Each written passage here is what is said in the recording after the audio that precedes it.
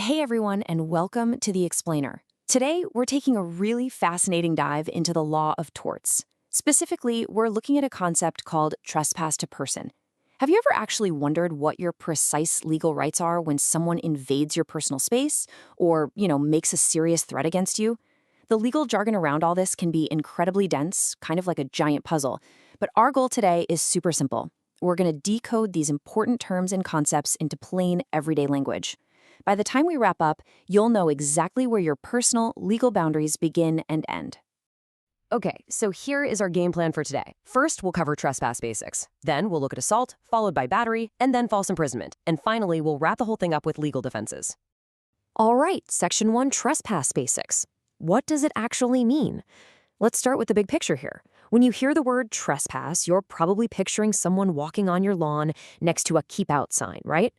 But in the law of torts, trespass to person is basically this broad legal umbrella that protects your physical body and your peace of mind. And it covers three very specific wrongs: assault, battery, and false imprisonment. Now, right off the bat, we absolutely need to clear up a massive misconception. We have to starkly contrast the two most confused terms in this entire subject: assault and battery. In everyday conversation, people say, "I was assaulted," when they get physically attacked. But in the legal world, it's completely different. An assault is literally just the threat, or the fear of a hit. Battery is the actual physical contact. Let's keep that crucial distinction in mind as we go. Moving right along to Section 2, assault, the threat, we're going to see exactly how the courts define a threat. And trust me, it's way more specific than just someone yelling something mean at you. So the formal legal definition of assault is any direct threat by a person that places another person in reasonable fear of imminent contact. If we translate that legalese into simple English, it basically means the law protects your mental well-being. It says you have the right to walk around your neighborhood without the unlawful fear that someone is about to strike you right that very second.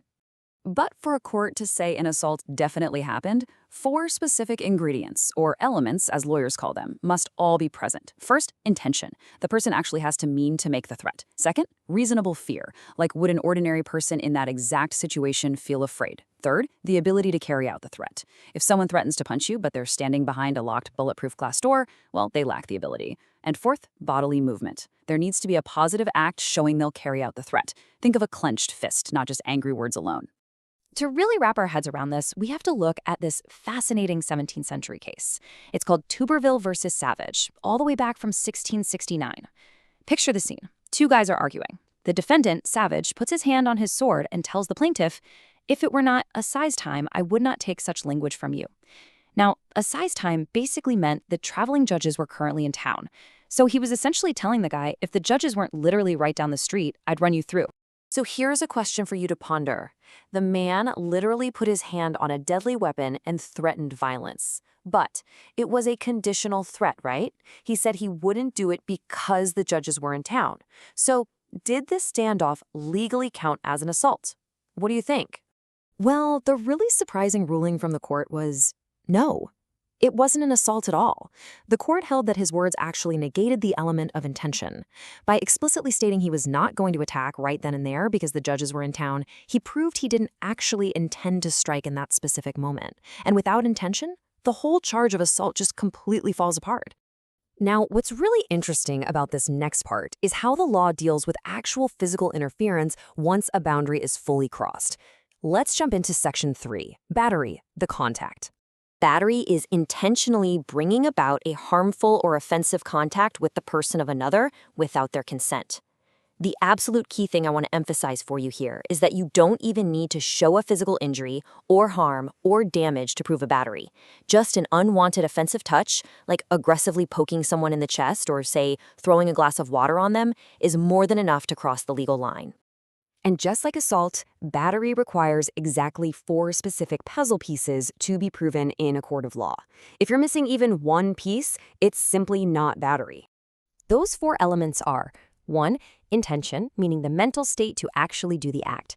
2, the act must be voluntarily done. 3, there must be actual contact with the body or clothing. And 4, it has to be without the plaintiff's consent. I really want to focus heavily on the fact that the physical act must be done both intentionally and voluntarily, because history gives us some pretty wild examples of when this gets super complicated. Let's set the scene for an incredible historical case from 1773 called Scott versus Shepherd. A defendant throws a lit explosive, they called it a squib back then, into a super crowded market area. It lands near person A, who obviously panics and tosses it away to protect themselves. Well, then it lands near person B, who also panics and tosses it away. Finally, it hits the plaintiff, Scott, and actually explodes right in his face. So, looking at those elements of battery we just talked about, who gets the legal blame here?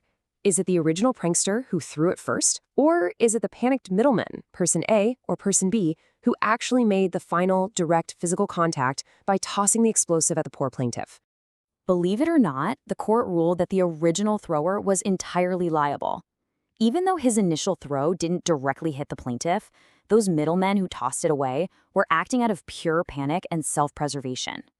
Because they were literally just trying to survive an immediate, terrifying danger, the court said they completely lacked the required legal intention to commit the act. So the original thrower's intention basically carried all the way through that crazy chain reaction. We also have to prove the act was voluntary. Consider this 1695 case, Gibbons versus Pepper. The defendant is just peacefully riding his horse when some random person comes up from behind and suddenly smacks the horse. The horse panics, bolts, and collides with a pedestrian. In this scenario, the rider isn't liable for battery. Why? Because while his horse absolutely made contact, the rider's action wasn't voluntary at all. He had literally zero control over the spooked animal. Okay, let's briefly touch on the third type of trespass. Section 4, false imprisonment. While we aren't going to dive quite as deep into the specific elements here, it essentially means unlawfully restricting someone's freedom of movement. But there is one highly surprising legal fact about this that you really should know. According to the law, you can actually be falsely imprisoned while you're completely asleep, unconscious, or totally unaware it's even happening. Say someone locks the door from the outside while you're taking a nap and then unlocks it right before you wake up. The crime of false imprisonment absolutely still occurred. The fact that you were unconscious during the act only impacts the amount of financial damages you might get in a lawsuit. It doesn't erase the violation of your actual rights. Crazy, right? So, the crucial point in all of this legal theory is knowing when these rigid rules actually have exceptions. Let's look at Section 5, legal defenses.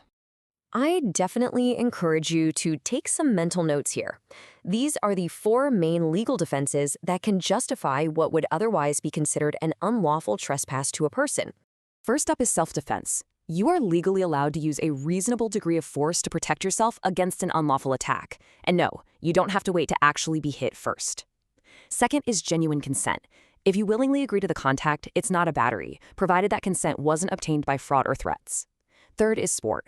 When you step onto a rugby pitch or a football field, you inherently consent to reasonable conduct within the rules of that game. And finally, lawful arrest. Police, and in some cases authorized citizens, have the right to enforce the law and make arrests, provided they observe very specific legal limitations. Well, we've translated a whole lot of dense legal theory today into clear, distinct concepts. We've separated the fear of the threat from the strike of the battery and explored the strict elements required to prove them in court. So, let me leave you with this final thought. The next time someone invades your personal space or raises a fist in anger, will you know exactly which legal boundary they just crossed? Knowledge is power, folks, and knowing your legal rights is absolutely the first step to protecting them. Thank you so much for joining me on this explainer, and keep learning.